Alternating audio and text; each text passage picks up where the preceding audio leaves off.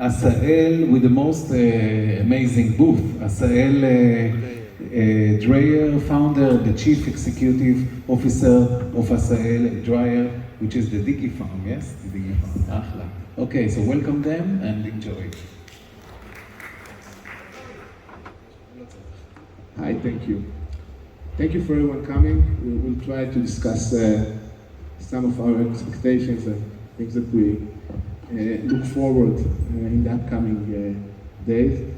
First of all, have you seen the Twitter change? The blue V? Do you imagine any organic feature or a merchant or schemas going to be paid one day? Well, I think this is quite clear. I think Google is understanding that paid campaigns it's their most important revenue. So I think that they see the money coming from that part. So I do not see them asking for paid benefits or paid fees on their website. And I think that if they did look at what happened in Twitter, that people started buying fees for fake accounts and tweeting wrong news about reputable companies and dropping prices for these shares by billions in one day. If you saw what happened there, I think that they're looking at it and they're saying, okay, not in our company. Not in the near future. Do you think the same? You're asking if you think Facebook will end the... Google. If some of the features that we're getting today for free, like Google listings or Google schemas or even Google Shopping, could it be turned into paid products? In the organic field? Because I don't hear you well, so today maybe I hear you well. Today it's organic. In Twitter too, getting a notable blue V was free. It was an organic action. I understand. So I think first, if they will raise up the price, like in Twitter, Elon Musk, as far as I know, now he wants people with blue V to pay, right? Yeah, it's $8 per month. It's cancelled because... You can pay for a nice blue V if you did not have one by paying $8. People who already had these Vs will continue to have them. But what happened was somebody said, well, the company who sells insulin got the fake we're account. Giving insulin free from now on. Insulin is free from now on. So just stop. Down. I really wonder how Elon Musk will solve it. He will do something. It will be solved and it will be sold for $1 trillion. Don't worry. He will do it. Somehow. Okay. Next topic. What would you like to discuss, Asel? Let's speak about AI content. What do you think, Gilad? Do you use AI content already? Not as much as you believe and not as much as in the past. Okay, so in our company, we use a lot AI content, but I have to say it's only for our internal projects. And it's because we still don't know if it works, like we have to try it. Now, maybe not everybody here knows what AI content means, so I will give a little brief. A few tools allowing us to create content with just a click of a button, like it's without any content writer or something like this. You just tell the tool what do you want the tool to write about, and it gives you full article. And in the last few months, we try a lot of that in our company, and the results are really good. It works, and it's very strange because you pay almost nothing for AI content and it actually works. So maybe it's not going to work in the future, and also it's very important to think why it's not going to work in the future. But right now, if someone tells you AI content doesn't work, is wrong. it works, and I sign about it. So, Oren, do you use any AI content in your company? No. Can you explain? I will tell you one thing. I've been doing SEO for 24 years. Now, I always know that somewhere within Google's policies, there's a line where what you can do and what you cannot do. Now, always there are SEO companies that live close to that line. Every once in a while, Google wakes up in the morning and moves that line ever so slightly to the right or to the left. Now, every time they do that, a big amount of SEO companies that were living there close to the line find themselves on the wrong side of the line. Now, it used to be like that with links, link farms, and it used to be like that with buying old domains and getting their old links for these domains. Black hat SEO. Black hat SEO.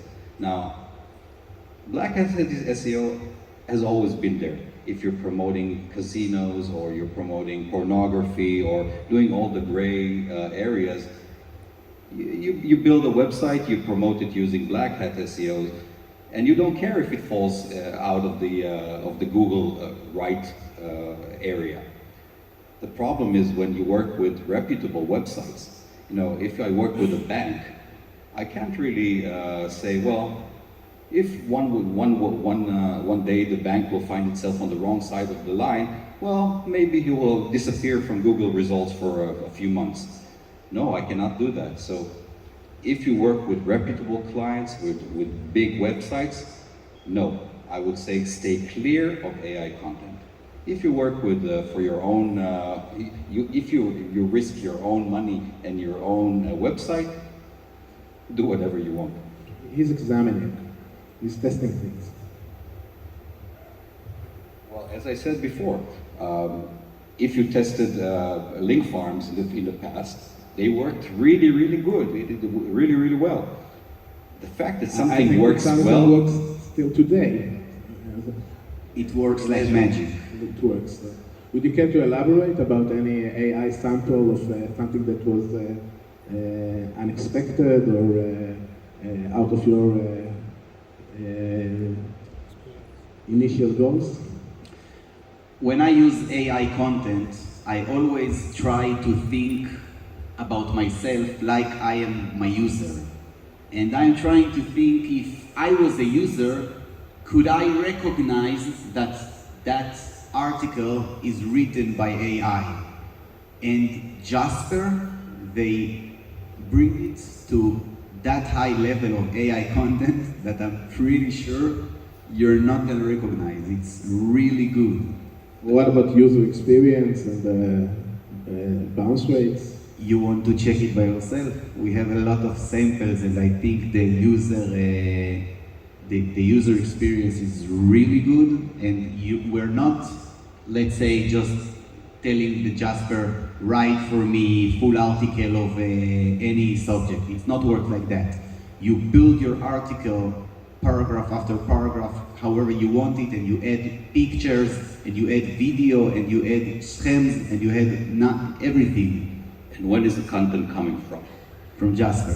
No, it's coming from other websites, other articles. They just take information from various articles and just make them into a mash together. Now the problem is that many times they do not understand the actual things that the user meant. Let's say he was using cynicism and he was saying something, but he was meaning it in a cynical way. Sometimes Jasper will take this phrase and use it as it is. Without the context, it becomes exactly the opposite of what it actually means. Now, the second problem is AI content cannot create new content or new insights value. or real value. Exactly. It only takes old value and regurgitates it. And I'm sure that if this is something that, if Google looks at it, this is something they will do. If they see that there's content that was taken from various websites, or let's say, if I was Google, I would go out there and put fake information in various places and see if anyone that catches this fake information and puts it into their, I'll kill the whole network. You get blue V. I'll kill the whole website. Okay, so on the second point, I have to agree. I don't see how AI can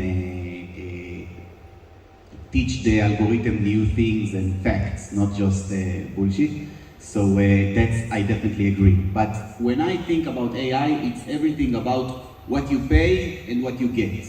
And of course, if you take all the amount of content you create by AI and give it to very talented human writer, it will be better most of the time. But if You can use it as a base for an article, which means I'll take something, I'll say, okay, instead of doing the research and going around looking for all the facts and all the information, maybe you can take it and then build something with real value over it. But just whenever I look at what SEOs do with AI these days, they just say, oh, instead of working and putting any efforts into our SEO, let's put this Jasper and let him do all the work for us, and we can just lay back, relax, and collect the money that comes from these AI articles. Now, I'm sure that this is something Google is desperately trying to figure out how to attack. And it's just a matter of time. They have enough good engineers in there to find out a good way to identify these articles and flag them. Okay, but the whole idea of doing SEO and basically use websites like as owners, I'm not speaking about the user side, I mean about when me and you, we do a website, in the end, of course, we want to do something good to the world, but we also want to achieve money. We want the website to make money for us, at least in my case, okay? Well, it's a matter of where you cross the line, because you can do money in a lot of other ways. You can create valuable content that helps users. I think this is a better way to spend your money than to just create fake content using fake machines that brings absolutely no value to the user. Now, I'm all about value. If I can say something, my father always says, if you don't have something smart to say, just shut up. So, if you don't have any good content or good value to give your customers, just don't give them anything. So I definitely respect your opinion and the way you see the things. In my experience in the last half a year or something like this, that we are doing AI content in massive, very massive. In what languages?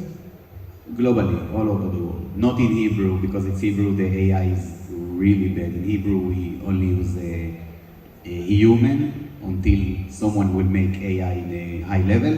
But as good as I see the things, and of course, you can learn from anyone. When I invest in Jasper $1,000, it pay back something like ROA, rows of something like 50 in 2 years. Because it just works. I don't know how to explain. Maybe in 2 years. Robbing a bank is cheaper.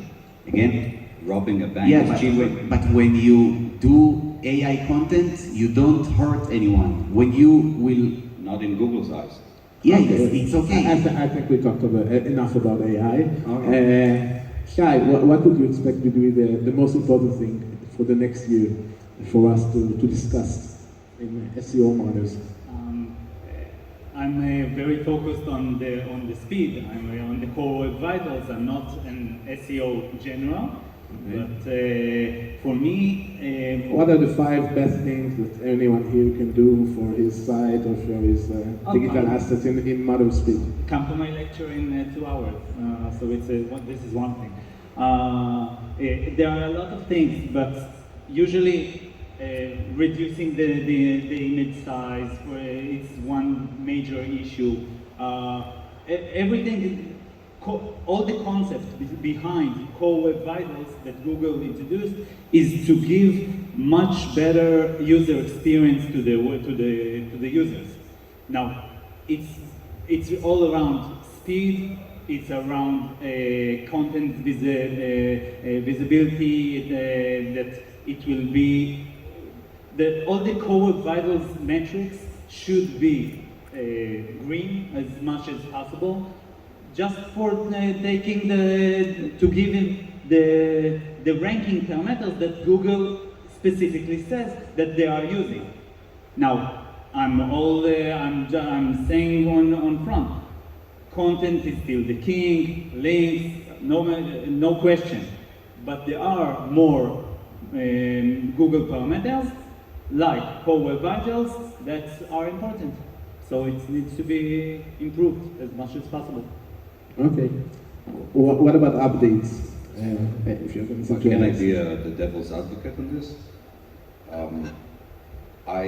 When Google introduced Core Web Vitals, I looked at it and I said, well, is it reasonable that Google will choose to give bad content only because it's delivered quickly?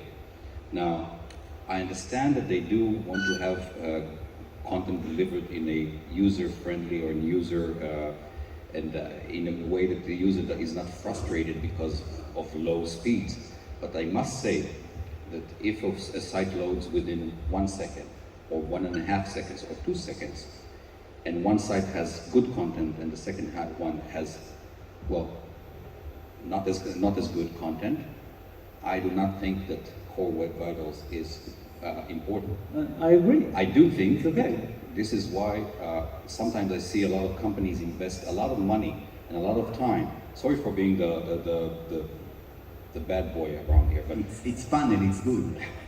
but I think that I see a lot of companies invest a lot of money and a lot of programming time and efforts into getting better Core Web Vitals results, because their website is currently loading at 1.5 and they want to lower it to 1 second.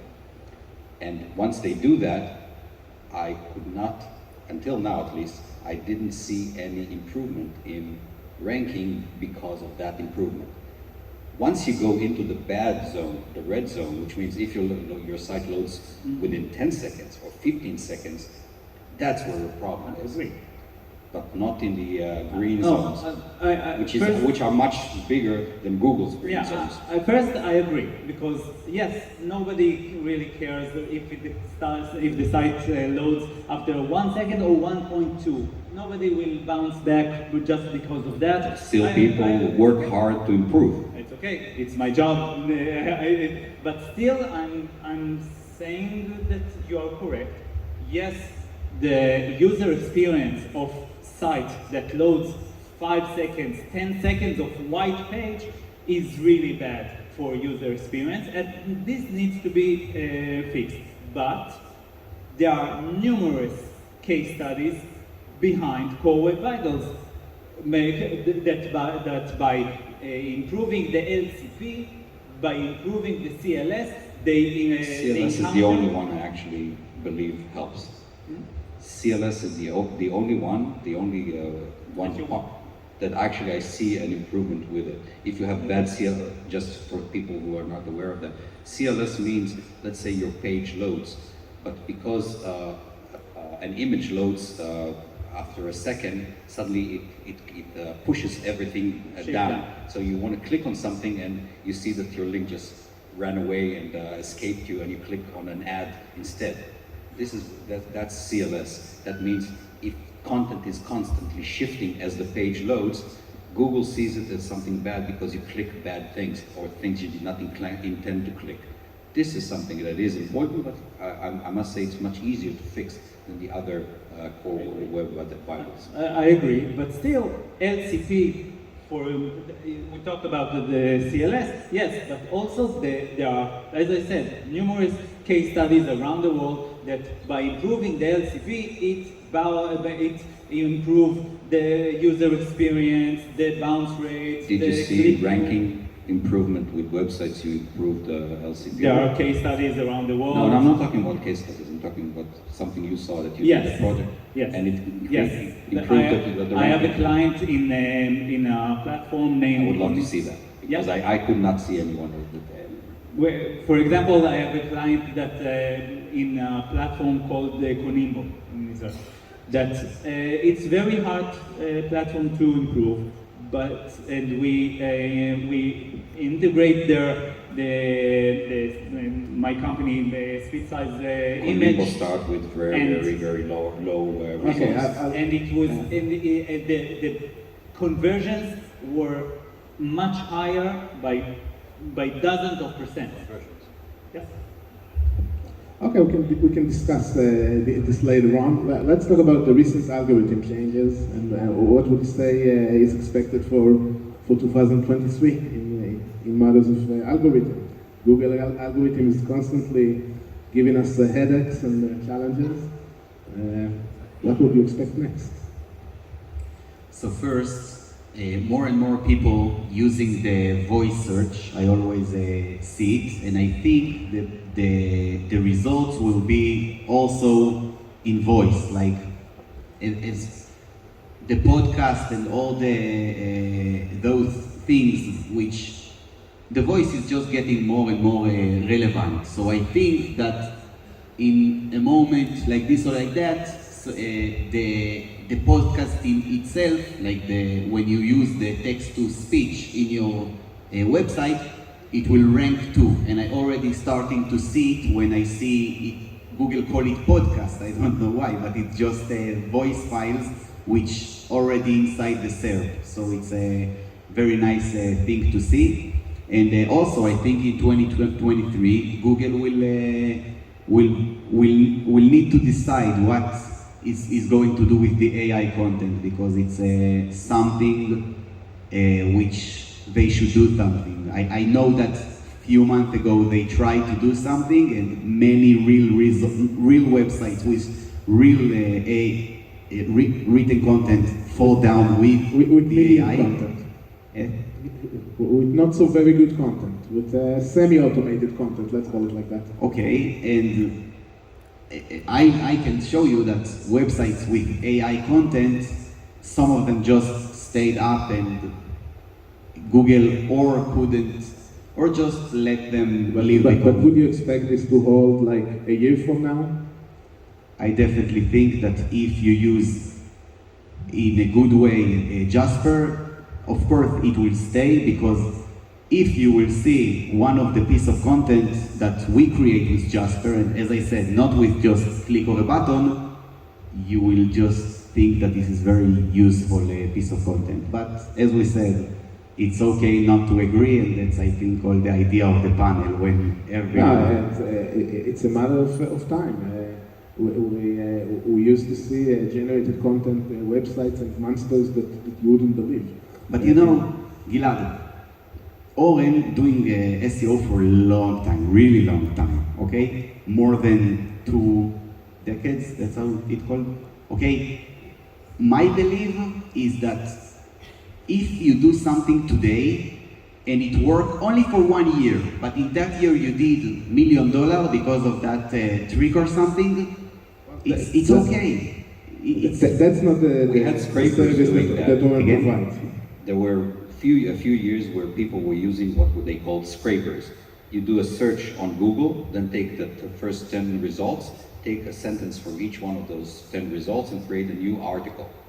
We were operating tools called the Phantom Masters and Shadow Master that will scrape the internet and build websites of tens of thousands of pages overnight, and being ranked for everything you could dream of. And making people like Oren very mad at us for doing this. That sounds really good. But for the long term, we would never do this for a client domain. We would never do this for anything that is a brand that we are risking, because we knew that this is a short and medium term. And I think that also the AI content in the manner that it succeeds today, we should expect that it will succeed for a short to a medium part of time. That's exactly what I need. And after the medium time, I will give new thing. That's how I see it. I don't understand why people want things to hold 20 years. Why? What's not good about making something short? Well, some of the businesses and some of the brands that we are working now couldn't lose their ranking for 1 day. I'm not speaking about projects of that. I wouldn't do nothing on bank website. I just go to the Kingway and only make the user experience better and the content better. And of course, Well, my rule at the old days, now I'm doing, I think, no black hat SEO at all. But at the old days, it was if someone is looking for online casino and I'm doing bad things for him to get my result over others, it's okay. If someone is looking for, I don't know, Disney characters and I'm driving him to an online casino, I'm a bad guy. So this was my rule these days. But I wouldn't dare even then to take any of the big brands or any of the domains that were valuable and do it on them. Can I ask Shai a question? Shai, do you think when you optimize websites, that the way he will load faster, do you think it sometimes hurts the way Google can read the code of that website? It depends if you do a lousy work and we can do a very fast, super fast site with a blank page, but the user experience will be bad. So no, I don't think that we need to go there. User experience needs to be on top. It shouldn't be that we shouldn't hurt the user experience, even if it's hurting the page speed or something like that. Yeah, I think that it should work flawlessly. But still, there are some things that you can do to improve the speed without hurting the user experience, so it's not really conflicting. But let's put aside the user experience. I'm asking if Google Eyes, like when he crawled the website, after it's optimized for a fast loading, do you think sometimes the ability of Google to crawl that website is getting hurt? It depends on how you do that, because if the Google bot doesn't see anything, for example, there are mobile menus that are the content of the menu itself only appears after a JavaScript is executed. Now, Google bot might don't see the content of the mobile menu because of that, and I think yes, it will hurt Google score or SEO because we are using a mobile menu with a JavaScript. So the Google bot will not see that, and yeah, it might hurt What about accessibility?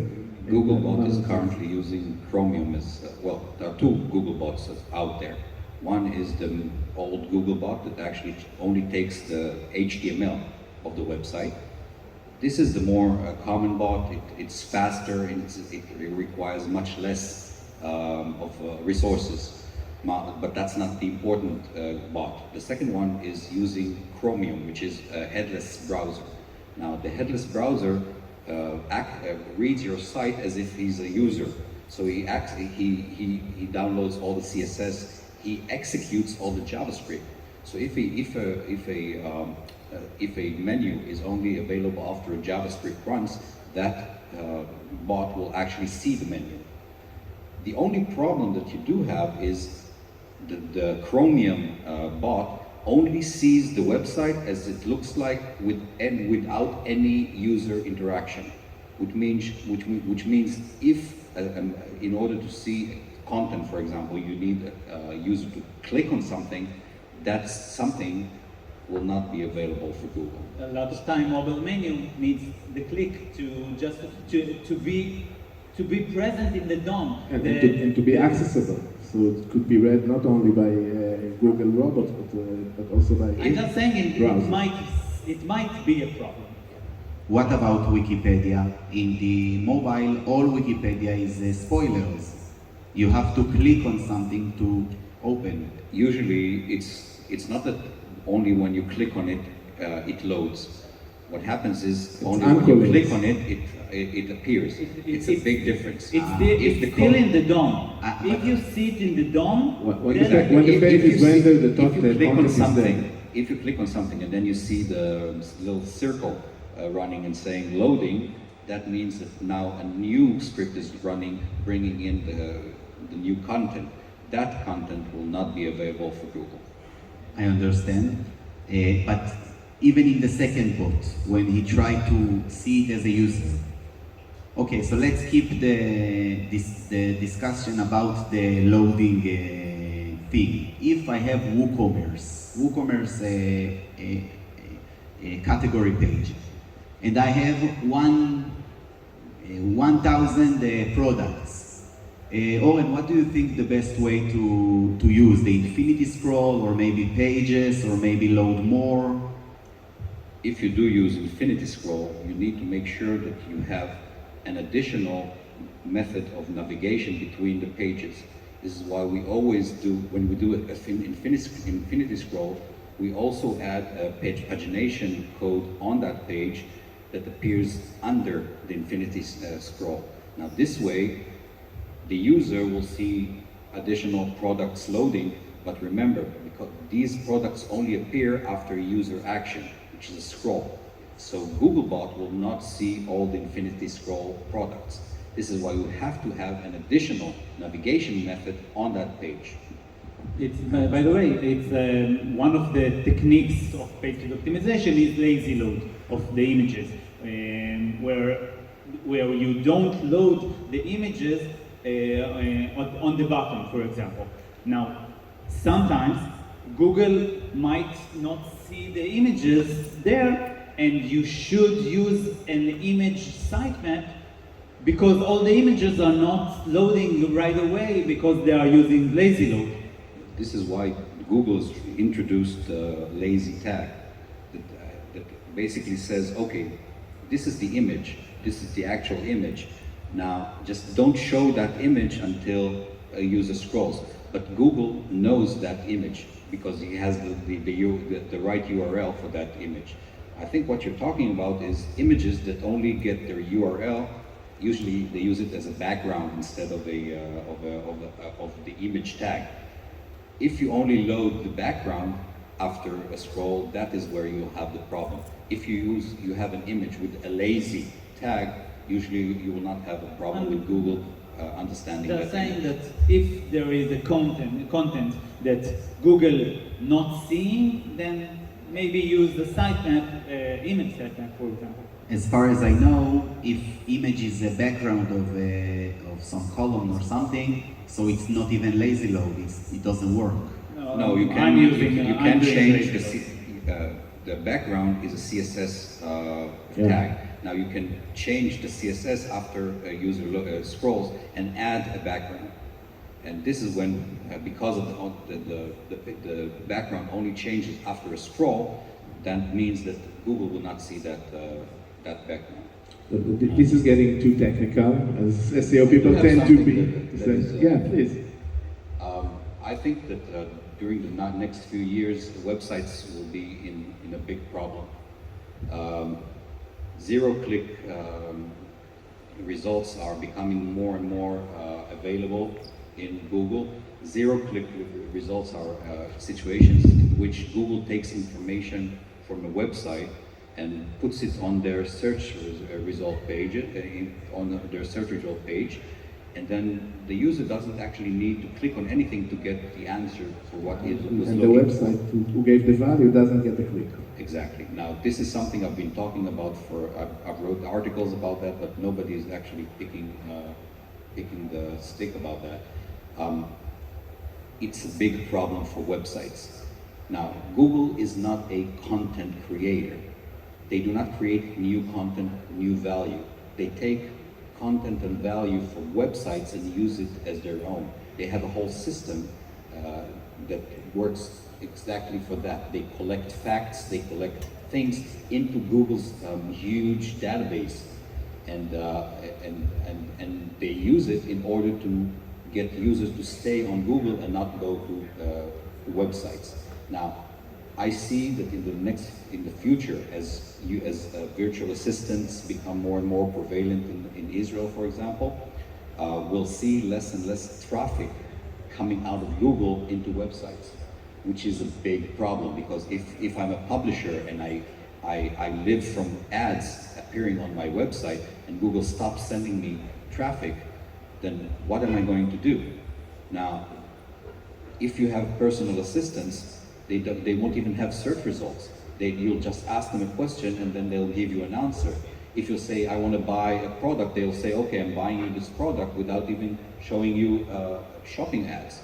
Now, this is very, very bad for website owners.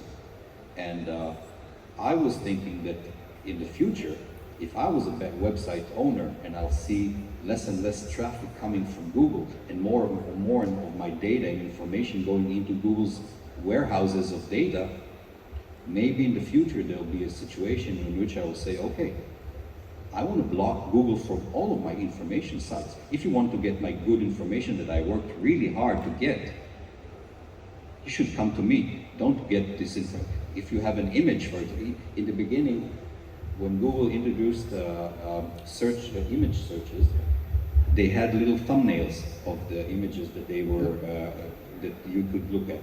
Now you could understand who's the copyright. They were sued about these thumbnails by a top 10.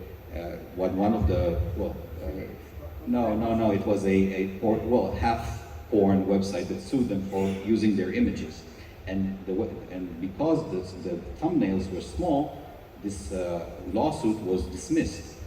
Now these days, when you look at the image searches, for example, you can see a very large thumbnail of the image. You have the right to block Google from your website. Exactly, but nobody does that because this is the problem.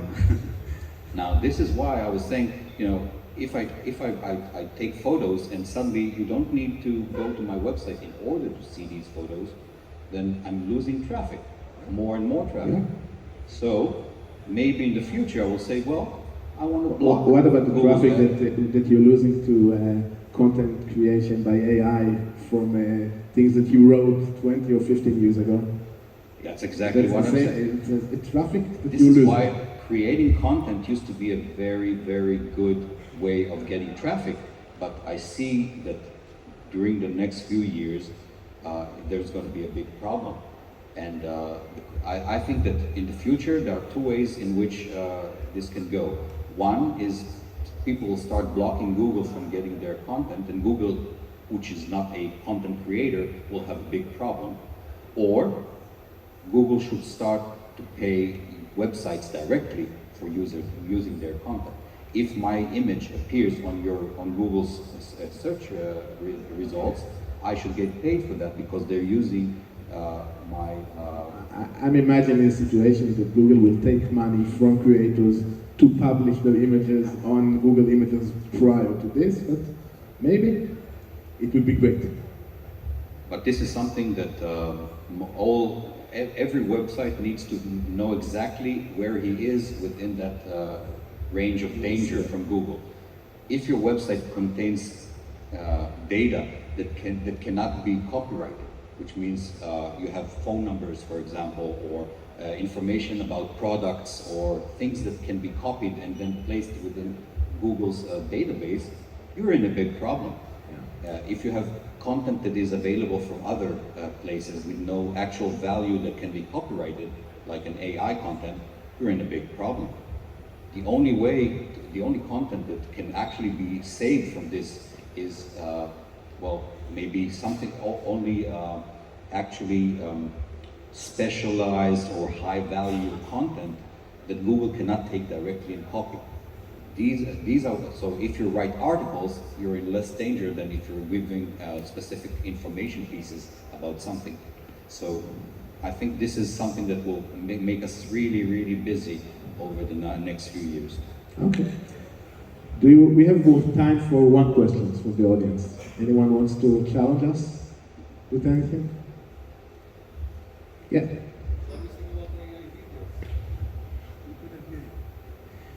He asked us, but I think the question is Oren. Oren, what do you think about AI videos? if it's a new content and it's valuable and people are interacting with it, I see no problem. If you're using AI video within your website in order to make your content more engaging, I do not see any problem with that. What I was saying is, if all you're giving is just the content that you actually stole from other websites and said that, no, this is mine because it's a whole mashup of content from other websites, I think this is something Google will actually not like. But if you're taking your product, or let's say you're taking various images of a product that you have and you create a video using these images, your images, I think this is something that is not only good, it's also great, because Generation Z and Generation Alpha, they consume content in video mostly. So regardless if we find it valuable or not, they consume it. Shai, as a speed optimization professional guy, if there is any specific hosting you are using or something? I like very much Cloudways hosting. It's not a promotion, I'm just saying that I had an account in Bluehost, I had an account in SiteGround, and because I got recommendations from affiliates, but and then I decided to really check for myself, and I did the comparison and stuff, and I decided for myself, and then dozens of clients that I know, and you as well, moved to Cloudways, and I'm super happy with it because it's so fast, and because we are in an affiliate marketing and people that are interested in it, the program, the affiliate program, is much better. It's super efficient. So yeah, this is something I personally recommend. Okay, thank you. This is all the time for us.